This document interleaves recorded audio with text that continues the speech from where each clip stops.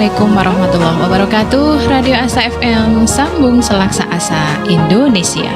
Jumpa lagi dengan saya Ayu Mustika Sari di edisi hari Selasa tanggal 27 Desember tahun 2022. Dan seperti biasa di Selasa sore ada Bincang Sehat bersama dengan Bulan Sabit Merah Indonesia Kota Blitar. Buat Sobat Asa FM yang mau mengikuti acara sore hari ini bisa melalui live Facebook Radio Asa FM, juga bisa melalui frekuensi gelombang radio. Dan insya Allah sampai dengan nanti jam 4 Ayu akan menemani Sobat Asa di acara Bincang Sehat bersama dengan Bulan Sabit Merah Indonesia Kota Blitar. Tentunya acara di sore hari ini didukung oleh Bulan Sabit Merah Indonesia Kota Blitar, Klinik Rahmat Medika Kota Blitar, Klinik Mitra Medika Jeblok, Talun Kabupaten Blitar, Klinik Mardis Medika Panggung Rejo Kabupaten Blitar, IKADI Kota Blitar, LMI Kota Blitar, dan KAI Kota Blitar. Dan juga masih ada madu hitam pahit El Habsyi ya sobat ya. Madu yang dikombinasikan dengan 9 bahan herbal pilihan yang diproses secara modern sehingga mempunyai khasiat yang sangat istimewa untuk memelihara kesehatan tubuh. Tentunya madu hitam pahit El Habsyi bisa didapatkan di Radio Asa FM. Buat sobat yang mau mengkonsumsi bisa langsung order ke nomor 0857 07941029. Juga tersedia di BSM Imart, tinggal pesan langsung antar ke nomor 0858 06048154. Dan buat warga selatan di daerah Panggung Rejo, di Plandirejo, ada juga tersedia di Apotik Al Mubarok di Desa Plandirejo Kecamatan Bakung. Buat sobat bisa langsung menghubungi ke Apotik Al Mubarok Desa Plandirejo Kecamatan Bakung. Dan tak usah berlama-lama lagi, langsung saja kita sapa dulu narasumber yang sudah hadir di Studio 1 Radio Asa FM. Assalamualaikum warahmatullahi wabarakatuh. Waalaikumsalam warahmatullahi wabarakatuh. Alhamdulillah sehat Pak. Alhamdulillah. Alhamdulillah. Ini sudah lama nggih? Iya. Sudah lama sekali. Sudah sekian purnama. Sekian purnama, beberapa kali Radio Asa undang untuk hadir masih dengan kesibukannya. Dan alhamdulillah sore hari ini bisa gabung lagi. Dan sore hari ini tema kita nopo Pak Dudus? Temanya kita mengenal penyakit tidak menular ya, setelah sekian lama kita berjibaku dengan penyakit yang menular dengan wabah itu. Sekarang COVID-19 kita nanti ini adalah penyakit yang tidak menular. Ini penyakit yang silent ya, penyakitnya diam-diam tetapi banyak korbannya gitu ya. Banyak korbannya. Ini harus kita waspadai. Nanti bagaimana kita mengenalinya, dan yang tidak kalah penting adalah cara mencegahnya. Oke, ya buat Sobat Asa yang sudah mantengin Facebook ya, ini narasumber kita mungkin yang sudah sering nonton sudah kenal dengan beliau, dan yang mungkin masih baru ini Ayu kenalkan lagi. Beliau ini Pak Tutus dari Sekretaris nggih Bapak? Ya, Sekretaris Bulan Sabit Merah Indonesia Kota Blitar. Dan mungkin juga yang barusan bergabung dengan Radio Asa masih awam ya. Apa sih itu Bulan Sabit Merah Indonesia Kota Blitar? Setiap Selasa selalu bincang sehat bersama dengan Bulan Sabit. Nah ini apa aja ya kegiatannya? Mungkin mumpung ini sekretarisnya datang. Nah kita tanya langsung ya Sobat Asa. Gimana ini Pak Tutus? Terima kasih Mbak Ayu. Jadi Bulan Sabit Merah Indonesia ini adalah organisasi kemanusiaan dan sosial dan kemanusiaan gitu ya. Sosial dan kemanusiaan di mana kita secara nasional sebenarnya juga ada, tetapi kita intens di Blitar ya, kota dan kabupaten. Jadi biasanya kita sebut Blitar Raya gitu ya. Kegiatannya ya setelah masa pandemi ini, karena kita bergerak di bidang kemanusiaan dan sosial juga termasuk kesehatan di sana juga. Masa pandemi, setelah pandemi ini kita sudah mulai bergeliat itu ya. Apalagi beberapa waktu yang lalu ada bencana ya, salah satunya di Cianjur, di Semeru dan lain sebagainya. Pada kesempatan kali ini pula kita saya mohon izin untuk menyampaikan ucapan terima kasih Mbak Ayu kepada para donatur yang sudah menitipkan donasinya kemarin di Cianjur. Setelah beberapa tahap ya, dan terakhir kita kemarin juga mengirim relawan untuk ke Cianjur karena sudah lewat ya. Biasanya kita karena BSMI ini biasanya lebih sering terjun di pasca tanggap darurat ya. Jadi setelah tim SAR hadir ya, mencari korban, merescue, mengevakuasi. Setelah itu kan ada tahap yang namanya setelah tahap darurat itu ada tahap untuk pemulihan ya. Di sana kita biasanya banyak sekali bersama dengan teman-teman se-Indonesia. Kemarin kita gabung dengan BSMI se-Jawa Timur ya, beberapa kali gelombang ke sana. Kita ikut yang gelombang kemarin ya Mbak Ayu ya, kita mengirim relawan di sana sekaligus membawa donasi yang sudah dititipkan kepada kita ya, donasi kepada kita, dan alhamdulillah kemarin sudah sampai, dan ada yang dalam bentuk pengobatan, ada yang dalam bentuk bahan makanan. Ternyata masih dibutuhkan di sana Mbak Ayu kemarin meskipun ya. Sudah lewat ya. Tetapi ya itu karena setelah pandemi ini kan perekonomian kita masih mulai bergerak gitu ya. Sehingga sudah mulai bergerak ketika terkena bencana yang sangat besar skalanya nasional, itu pasti akan membawa efek terutama ke bahan kebutuhan pokok ya. Apalagi kalau rumahnya sudah hancur gitu ya. Nah, ini apalagi ini di akhir-akhir tahun seperti ini kan ya. Benar sekali. Ya, harga-harga kelihatannya juga agak naik gitu, agak naik. Benar gitu. Sekali. Terus ada lagi Mbak Ayu, mungkin kegiatan yang skopnya lokal gitu ya. Kita sudah mulai untuk melakukan pemeriksaan kesehatan kepada masyarakat ya. Walaupun kita paham ya, kita memahami bahwa fasilitas kesehatan di Blitar ini sudah cukup bagus ya, cukup banyak, tetapi kita coba untuk mengakses beberapa mengakses beberapa titik, beberapa tempat yang masih membutuhkan gitu ya. Dan saya kemarin agak agak miris juga ketika membaca di media, tetapi tidak di Jawa Timur ya, tidak di Blitar. Itu gara-gara tidak mampu untuk menghitankan anaknya ini, dihitan sendiri, dihitan sendiri, akhirnya dipotong sendiri, terus akhirnya terjadi perdarahan dan akhirnya sampai di rumah sakit dan lain sebagainya. Nah ini kita hal-hal seperti ini menurut kita yang di Blitar ini adalah hal sepele gitu ya, hal sepele, hal-hal yang bukan hal yang mewah, tetapi bagi beberapa saudara kita ini masih perlu ya, sehingga inilah kenapa kita masih membuka program itu. Mungkin ada yang mengatakan itu sudah program jadul, program itu nggak apa-apa lah, karena kita masih ada berita-berita seperti itu ya. Kita membantu masyarakat ya, kan itu mungkin sederhana dan lain sebagainya. Sehingga kemarin salah satunya besok hari Kamis Mbak Yu ya, nanti kita akan mengadakan program khitan ya. Setelah kemarin tanggal berapa itu yang pekan kemarin 22 di Ibu. Ya 22 di Telogo ya.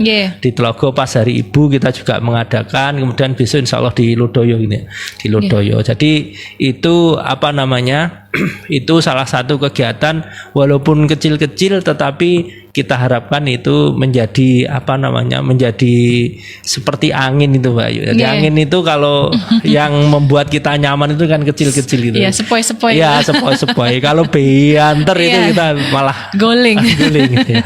Nah, sehingga itu yang kita coba.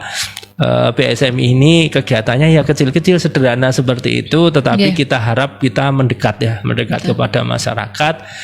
Nanti juga bisa kalau ada keluhan-keluhan, ada sesuatu, kita bisa akses kepada masukan kepada pemerintah atau kepada stakeholder ya. Mungkin walaupun skupnya pemerintah desa atau kelurahan kecil, itu nggak apa-apa, itu nanti kita sampaikan kepada beliau-beliau yang pemegang kekuasaan, sehingga akses terutama kesehatan dan sosial masyarakat, masalah sosial dan kesehatan ini tidak akan pernah habis sampai kiamat, terus ada buktinya. Ya kita punya kementerian sendiri-sendiri, kementerian sosial juga ada, kementerian kesehatan juga ada sendiri. Karena kenapa? Karena memang dua itu selain pendidikan ini ya, selain pendidikan dan keuangan, dua masalah ini adalah masalah yang terus akan terjadi sampai akhir masa. Sejak zaman Nabi Adam juga sudah ada ini, permasalahan kesehatan dan permasalahan sosial. Terus ada, betul sekali. Ya, sehingga kita mencoba ya, karena kita prinsipnya ini terkait dengan kegiatan sosial dan kemanusiaan ini, kita prinsipnya saling mengisi, Mbak Ayu. Jadi kita banyak sekali di Kota Blitar atau di Indonesia ini organisasi kemanusiaan dan sosial itu banyak. Baik itu yang misalkan dimiliki oleh organisasi besar seperti NU, Muhammadiyah, itu mereka juga punya, ada PMI, ada yang swadaya seperti sedekah rombongan, ada di Malang itu ada rumah teduh dan lain sebagainya. Ini banyak sama ya, banyak sekali. Jadi kita itu bagian lah. Jadi kalau gini ibaratkan Indonesia ini adalah rumah, ya kita mungkin salah satu batu bata itu aja lah, salah satu batu bata yang ada di sana, ya untuk menjaga ini rumah kita biar tetap biar tetap berdiri seperti sekarang, seperti itu. Mungkin itu sedikit terkait dengan kegiatan BSMI, dan monggo pendengar semuanya atau siapapun yang tergerak untuk ikut berpartisipasi, kita selalu membuka diri, untuk melakukan kegiatan-kegiatan yang sifatnya kecil, tetapi kita harapkan ini bisa membantu untuk masyarakat, seperti itu, Mbak Yu. Berarti intinya lebih fokus ke kesehatan ya, Pak Tutut? Ya, kesehatan dan sosial. Oke, itu tadi sekilas tapi banyak ya sobat ya. Informasinya banyak sekali tadi yang sudah disampaikan, dan ternyata sampai sekarang pun masih bergerak ya. Terbukti kemarin di Cianjur ada yang berangkat, dan semoga nanti untuk BSMI tetap bisa berjalan, terus kemudian relawan-relawannya juga tetap tambah semangat. Memasuki tahun 2023. Semoga kondisi, walaupun prediksi secara makro secara dunia 2023 ini adalah tahun yang sulit, tetapi semoga prediksinya salah gitu. Ataupun kalaupun sulit tidak sesulit yang dibayangkan. Seperti itu. Kita sudah pernah sulit berapa tahun itu kena COVID. 2 tahun deh ya, 2020 2021 ini adalah terkait dengan kesehatan adalah masa yang paling sulit, disusul dengan ekonomi juga demikian. Betul sekali. Oke, ya itu tadi sahabat sekilas tentang info tentang kegiatan BSMI yang disampaikan oleh Pak Tutus. Dan selanjutnya bisa langsung masuk ke tema kita. Iya, untuk tema kita adalah mengenal penyakit yang tidak menular. Sebenarnya banyak ya penyakit tidak menular ini, bahkan karena banyaknya dan ini saking pentingnya itu di Dinas Kesehatan itu ada salah satu kalau dulu namanya seksi ya, ada seksi atau ada program tersendiri yang terkait menangani penyakit tidak menular ini, atau kita biasanya menyebut dengan PTM.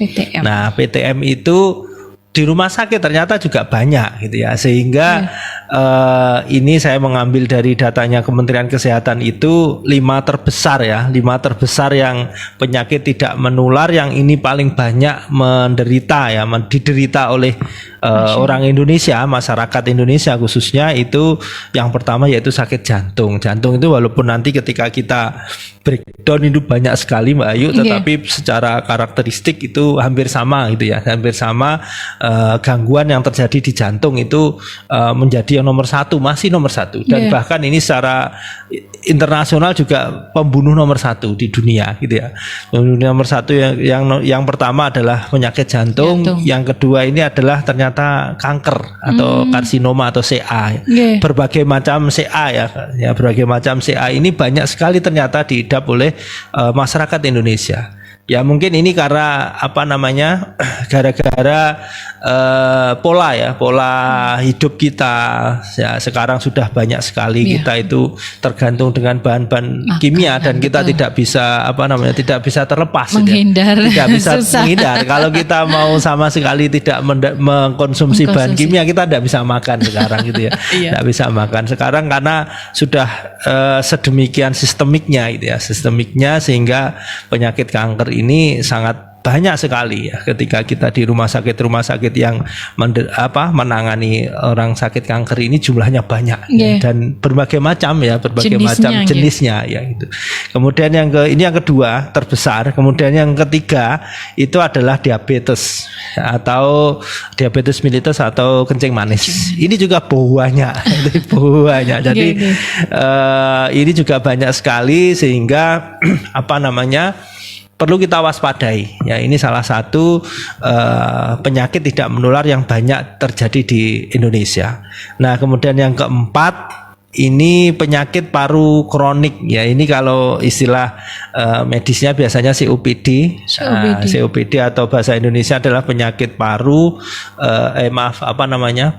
PPOK, penyakit paru obstruksi kronik. Jadi itu terjadi sumbatan di saluran paru. Kenapa? Ya, ini harus saya sampaikan, paling banyak ini disebabkan karena rokok. Nah, jadi nomor 1 dan nomor 4 ini ya itu penyakit yang kemungkinan atau menurut data yang ada itu terbanyak disebabkan oleh rokok. Karena memang rokok ini menurut data yang ada itu hampir orang yang merokok itu nanti hampir orang yang merokok ini nanti di usia tuanya ketika tidak bisa berhenti pada masa tertentu di usia tua ini bisa dipastikan menderita ini. Menderitanya PPOK. Kalau kanker bisa iya bisa enggak. Kalau yang lain-lainnya bisa iya bisa enggak. Tapi kalau yang namanya PPOK, penyakit paru obstruksi itu kronis, itu hampir dipastikan akan kena. 80% ya mungkin bisa lebih. Ya, sehingga ini tidak heran di Indonesia karena produksi rokoknya luar biasa sekali. Pengkonsumsi rokok ini sekarang sudah semakin muda usianya, sehingga ini penyakit paru ini sangat banyak sekali terjadi di Indonesia. Nah, ini yang keempat dan yang kelima, 5 terbesar ya tadi adalah stroke gitu ya. Stroke ini adalah serangan gangguan pada pembuluh darah di otak gitu ya. Pembuluh darah di otak bisa yang sumbatan gitu atau bisa juga yang sampai terjadi perdarahan di otak seperti itu. Ini 5 ini jadi tadi penyebabnya seperti itu ya. Kalau penyakit jantung penyebabnya ya yang paling sering ya tadi bisa karena obstruksi sumbatan di pembuluh darah ya, jantung seperti itu, atau juga ada yang infeksi dan sebagainya. Tetapi yang paling banyak itu adalah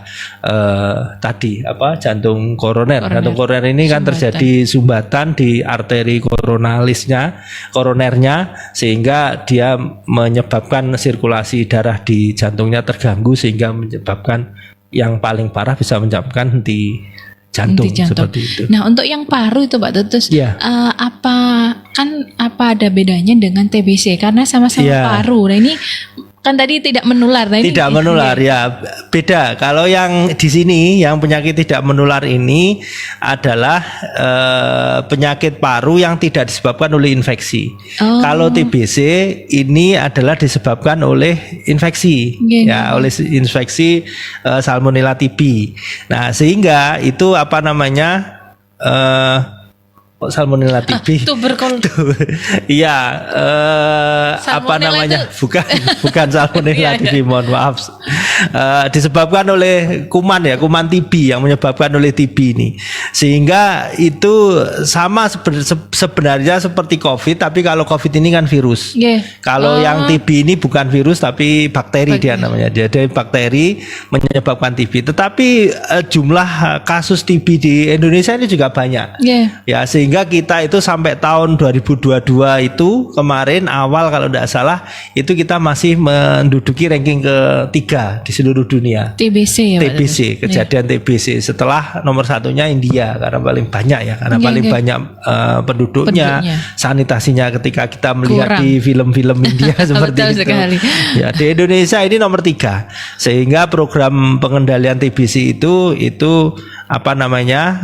sangat-sangat digalakkan di Indonesia ya, bahkan dana itu luar biasa sekali untuk digelontorkan untuk TBC. Nah, kita itu nanti kita bahas di lain waktu terkait dengan TBC gitu ya. Sekarang yang penyakit paru kronik ini adalah bedanya dia tidak disebabkan oleh kuman, tidak disebabkan oleh organisme patogen, tidak disebabkan oleh sesuatu yang sifatnya infeksius. Dia itu obstruksi itu adalah sumbatan, dia menyumbat. Ini bisa karena radang biasanya inflamasi Awalnya. karena misalkan karena rokok, karena dilalui oleh asap rokok itu Secara di saluran terus-menerus, pernafasan itu dia akan bengkak. Ya, ketika bengkak karena salurannya harusnya katakanlah sebesar 5 cm, misal Pipanya ini kecil. ya, pipanya dia mengecil sehingga nafasnya sesek. Ya, nafasnya sesek, ya itu penyakit paru obstruksi tadi yang kronik. Dan bedanya itu ya. Ya itu berlangsungnya lama dan itu tidak bisa sembuh. Menurut berarti, teori di kesehatan itu tidak bisa sembuh. Dia bisanya dikendalikan. Ya, kalau terjadi penyempitan maka diberi obat sehingga dia terjadi pembukaan saluran nafasnya sehingga bisa bernafas normal lagi atau lega kembali, tetapi dia karena sesuatu hal nanti akan bisa kambuh lagi. Kambuh lagi seperti itu. Ini dialami oleh kedua orang tua saya. Maksudnya orang tua saya sendiri dan mertua saya mengalami dua-duanya. PPOK itu ya. PPOK dengan derajat yang berbeda. Riwayatnya semuanya perokok. Kenapa saya bisa menyampaikan ini tadi ya? Saya nyampaikan ini karena memang seperti itu. Betul. Jadi yang sekarang masih perokok ya masih merokok ya monggo kalau bisa diusahakan untuk bisa berhenti merokok gitu. Itu lebih bisa nanti mengurangi. itu di cara mencegahnya gitu ya. Kemudian tadi sudah 5 terbesar Ya, ini yang banyak terjadi dan kita harus melaksanakan langkah-langkah agar tidak terjadi nanti ke diri kita atau keluarga kita. Ada beberapa hal Mbak Ayu yang harus kita kerjakan. Tipsnya. Nah, ini tips ini karena ini sudah ditelepon. Ya, ini tipsnya itu tadi 5 kita beri 5 aja Mbak Ayu ya. Jadi 5 tips bukan tips sebenarnya, ini adalah usaha kita, ikhtiar kita ya. Ya, nanti 5 ini ikhtiarnya tambah 1 seharusnya dengan doa gitu. Itu harus. Itu harus. Itu protapnya harus ada karena usaha ini kan tidak menentukan hasil. Ya, ini adalah bagaimana kita menunjukkan kepada Allah, kepada perintah Allah bahwa kita ini segala sesuatunya itu harus halal dan thayyib, harus halal dan baik. Nah, ini kita cari halal dan baiknya. Ya, kalau itu sudah ya, yang ketiga kan faktor terbesarnya adalah nasib. Nah, nasib ini kita kalau sudah nasib ya kita atasi dengan berdoa gitu ya. Nah, bagaimana agar kita bisa terhindar dari 5 penyakit, minimal 5 tadi, tetapi kalau 5 ini kita jalankan insya Allah lebih dari 5 penyakit yang bisa kita hindari seperti kita cegah. Yang pertama adalah ini termasuk saya yang ngomong gitu ya, membatasi konsumsi gula, garam dan lemak secara berlebihan. Ini harus bisa mengontrol gitu ya. Jadi gula itu dalam jumlah normal kita butuhkan untuk energi. Begitu juga garam, begitu juga lemak. Garam kita butuhkan untuk metabolisme. Tubuh membutuhkan elektrolit yang ada di dalam garam. Ya, garam itu kan isinya NaCl gitu ya. Kita butuh Na, kita butuh Cl, klorida itu. Tapi dalam jumlah yang tertentu, tidak boleh berlebihan. Ya, nanti kalau berapa kadarnya bisa di searching itu insya Allah banyak sekali. Tapi ini biasanya lupa. Nah, gula ini bukan berarti kita makan gula toh, garam toh, itu lemak toh, enggak. Tetapi gula, garam ini berada di hampir semua gula, terutama ya, hampir di semua makanan. Makanan yang mengandung karbohidrat itu hampir pasti ada gulanya. Ya, walaupun dengan kadar yang berbeda-beda. Nah, kita coba nanti searching, cari aja indeks glikemik makanan itu. Indeks glikemik itu menunjukkan seberapa besar kadar gula yang ada di dalam makanan itu. Ya, orang-orang yang dengan diabetes mellitus itu harus benar-benar mencari ini, harus benar-benar menulis apa yang harus dimakan, yang boleh dan yang tidak boleh atau dikurangi atau dibatasi. Nah, gula, garam dan lemak ini adalah kenapa harus dibatasi, karena dia ketika masuk di dalam tubuh dia akan diolah. Hasil olahannya ini bermacam-macam. Kalau gula ini hasil olahannya itu bisa kalau berlebih itu bisa menyebabkan sulit untuk dicerna di dalam darah, sehingga produksi insulin yang berlebihan, sehingga dia menyebabkan kelelahan untuk memproduksi insulin, sehingga rusak produksinya tidak cukup, pabriknya tidak cukup, sehingga dia akan kadar gula di dalam darah itu sangat tinggi. Nah, sangat tinggi itu nanti berenteknya banyak. Kalau dia masuk di ginjal akan memperberat saringannya di ginjal, bisa menjadi gagal ginjal. Masuk di mata akan merusak pembuluh darah yang ada di retina mata, akan mengalami penurunan banyak sekali. Pokoknya gula, garam, kalau garam ini biasanya menyebabkan hipertensi gitu ya. Hipertensi kalau terlalu banyak karena sifat natrium dan klorida itu dia adalah menarik air. Sehingga menarik air masuk ke dalam, di sekitar dia menyerap air. Semakin banyak air yang diserap di dalam kandungan darah kita, maka akan bisa menyebabkan hipertensi. Nah, lemak apalagi, lemak ini bisa menimbulkan sumbatan. Ya minimal sumbatan aja lah. Kita bisa membayangkan makanan ya, misalkan di rumah atau kita beli sate yang ada lemak. Kalau dibakar dia tidak kelihatan. Kalau dibakar nggak kelihatan, tapi kalau sudah dalam kondisi dingin dia akan mengendap. Lah, endapan itu kalau ada di pembuluh darah kan bahaya. Seperti itu ya. Itu yang pertama. Kemudian yang kedua, ya ini mengingatkan saya sendiri juga Mbak Ayu gitu ya. Betul. Jadi memang harus rutin melakukan aktivitas fisik ya. Jadi tidak usah sesuai dengan ini aja usia. Kalau usia seperti saya ini ya sudah di atas 30 tahun ya, di atas 30 tahun ya, itu yang paling baik adalah yang mengurangi yang sedikit beban di lutut biasanya, apalagi perempuan ya Mbak Ayu. Perempuan ini resiko terjadi osteoporosisnya itu lebih besar daripada laki-laki, sehingga olahraganya, geraknya itu adalah yang mengurangi beban, yang minimal beban, minim beban di lutut. Gak usah nanti lari turun naik tangga, gak usah. Kita cukup jalan santai aja usia-usia. Nanti kalau sudah semakin sepuh ya, kalau alhamdulillah kalau sudah terbiasa di usia muda, biasanya usia tua ini kekuatan lututnya ini kan akan terjaga sehingga bisa aktivitas fisiknya itu rekomendasinya minimal 30 menit sehari. Kalau mau rutin, kalau mau diminimal lagi itu minimal 3 kali dalam seminggu minimal ya, tidak boleh kurang. Itu yang susah. Tidak boleh kurang. Kalau tetapi ada yang menyampaikan juga tidak boleh full setiap hari, harus ada 1 hari libur. Ya mungkin hari Minggu atau hari Sabtu atau hari Jumat libur, monggo silahkan ya, kecuali kalau memang dia sedang menyiapkan olahraga dan lain sebagainya, TC itu training centernya, ya itu harus olahraga terus. Tapi kalau ini adalah olahraga dalam rangka untuk menjaga kebugaran. Kenapa harus olahraga? Karena dengan olahraga ini terjadi peningkatan metabolisme yang luar biasa sekali, sehingga tadi kalau kita kelebihan gula, kelebihan garam, kelebihan lemak itu kita harapkan bisa dibakar, bisa dikeluarkan. Nah, yang ketiga itu tidak merokok. Nah ini ya, tidak merokok, dan bukan hanya tidak merokok, ternyata tidak terpapar oleh asapnya. Jadi pasif ini merokok pasif itu menurut informasi kan lebih berbahaya daripada merokok aktif. Tetapi menurut saya sama-sama berbahaya semuanya. Dan ada juga di sini khusus untuk kita harus menghindarkan residu rokok. Residu rokok ini biasanya yang paling berat, yang paling besar efeknya itu untuk anak-anak atau bayi. Jadi ketika kita merokok itu kan asapnya itu akan menempel di pakaian. Misalkan bapak yang merokok gitu ya.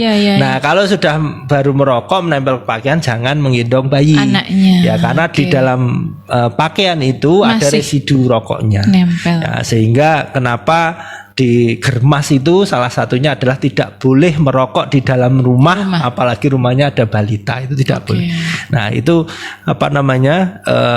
nomor 3. Ya, nomor 4 ya ini saya juga kenal lagi gitu Saya makin tersentil ini. Ya, nomor 4 ini adalah menjaga berat badan ideal dan mencegah obesitas. Ini kalau saya menghitung ya ini bagaimana kalau saya pribadi menggunakan BMI, basal metabolisme rate.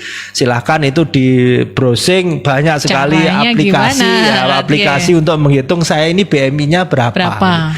Ada yang mengatakan kalau orang Indonesia ini batasnya adalah 25 Mbak Yu, 25 kalau lebih itu sudah masuk di obesitas. Tapi saya mengambil yang bukan 25. Saya mengambil yang orang Eropa. Orang Eropa itu obesitasnya di atas 29. 27 sampai 29 itu kelebihan berat badan kalau di Tapi belum saya obes. Ini 29 sudah mepet deh. Jadi sudah mau obes stick menurut 1. Eropa ya itu ya. Itu Eropa. Di Indonesia sudah obesitas. Ya, karena kalau di Indonesia 25 sampai 27 itu overweight atau kelebihan berat badan, 27 ke atas sudah obesitas. Seperti itu. Nah, jadi ini sebenarnya kalau 1 2 itu kita bisa dilakukan, itu insya Allah yang keempat itu berat terjaga. Badannya ya benar. Ya, tetapi ya ini sulit ternyata. Yang ngomong ini juga, tapi sudah lagi puasa nih Mas, kayaknya nanti ya. Tambah ide. Dan yang kelima yang tidak kalah penting juga adalah cek kesehatan secara teratur. Khusus ini kita sarankan yang usia 35 atau 40 tahun ke atas, ya paling tidak itu 1 tahun sekali.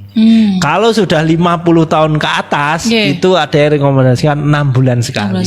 Apa yang dicek? Ya mulai minimal yang dicek adalah tekanan darah, kadar gula darah, kemudian kadar lemaknya. Ya ini 3 ini minimal 3 ini. Syukur-syukur kalau untuk ngecek paru-parunya foto ronsen. Nah, jadi itu sarannya usia 40 tahun ke atas minimal 1 tahun sekali harus dicek itu, atau kalau ada keluhan dan sebagainya nanti silahkan konsultasi dengan bisa dengan dokter keluarganya, bisa ke klinik ya. Kita di BSMI juga beberapa klinik yang sudah masuk di sini ya, dan sebentar lagi semoga klinik kita yang di Jeblok Talun itu kerjasama dengan BPJS. Jadi Bapak Ibu pendengar sekalian yang punya BPJS mau berobat ke sana nanti bisa kita layani. Kalau yang di Rahmat Medika semoga segera menyusul. Ya. Jadi itu untuk cek kesehatan, paling tidak tekanan darah, kadar gula darah, kadar lemak. Ya syukur-syukur kalau bisa ronsen atau rekam jantung, karena rekam jantung ini perlu juga ya, jantung ini perlu juga untuk dideteksi lebih dini ya, karena nanti akan kelihatan di sana itu sudah ada bibit-bibit gangguan jantung, irama jantungnya atau belum, karena itu masih yang nomor 1. Tetapi sebenarnya tapi sebenarnya itu bisa awareness-nya atau kewaspadaannya bisa dilihat dari tadi kadar gula, kadar lemak, tekanan darah itu bisa dilihat. 3 itu bisa dilihat. Indikator itu kalau itu sudah tidak baik, ya itu harus diperbaiki terus, itu diperbaiki agar tidak ganggu di irama jantung.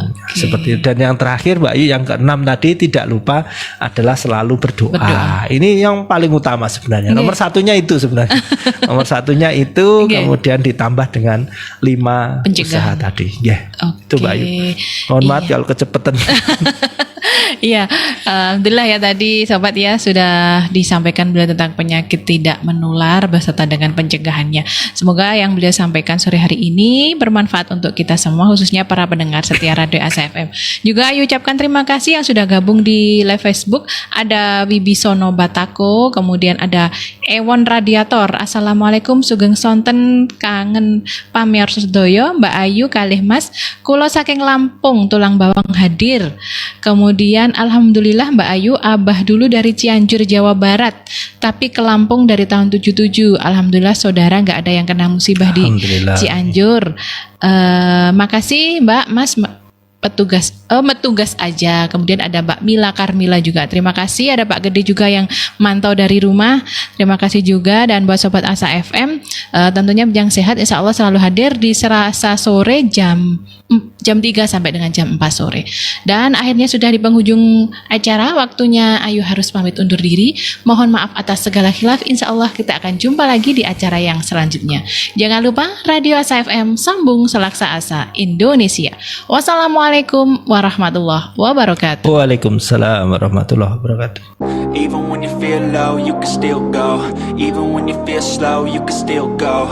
Even when there's no hope, you can still go. I never answer to no, man, I still go. Go, go.